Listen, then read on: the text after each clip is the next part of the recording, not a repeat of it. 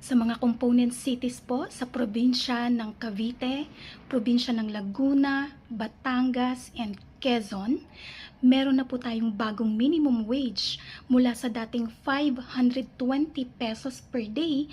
Ngayon po ang bagong minimum wage ay 540 pesos per day. So meron pong increase na 20 pesos. Ang mga component cities po sa probinsya ng Cavite ay ang Cavite City, Carmona, General Trias, Tagaytay, at Trece Martires. So, dyan po ma-increase na 20 pesos per day sa inyong minimum wage. Sa province of Laguna naman po, ang mga component cities ay Cabuyao, Calamba, San Pablo, and Santa Rosa. Sa probinsya po ng Batangas, sa mga component cities kung saan may increase na 20 pesos per day sa kanilang minimum wage ay Batangas City, Lipa, Lima Technology Center, Santo Tomas, Calaca at Tanawan.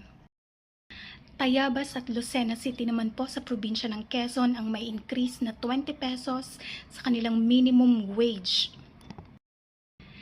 Sa Rosario, Cavite naman po, may increase na 20 pesos ang daily basic wage. So from 520, magiging 540 na po ang bagong minimum wage.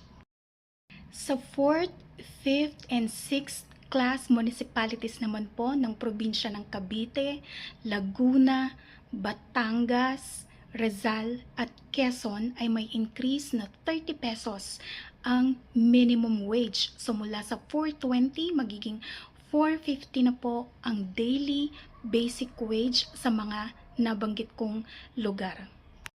So sa Cavite po, Amadeo, General Emilio Aguinaldo, Magallanes, Mindez at Ternate, 450 na po ang bagong minimum wage.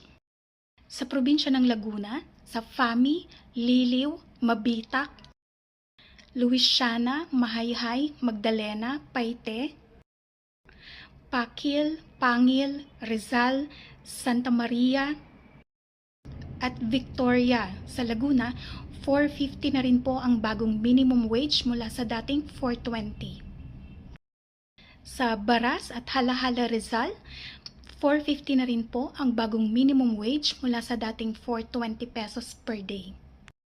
Sa probinsya ng Batangas, Agoncillo, Alitagtag, Balete, Cuenca, Mataas na Kahoy, San Luis, San Nicolas, Santa Teresita at Tingloy mula sa dating 420 na minimum wage per day, ngayon po ay 450 na effective April 1, 2025.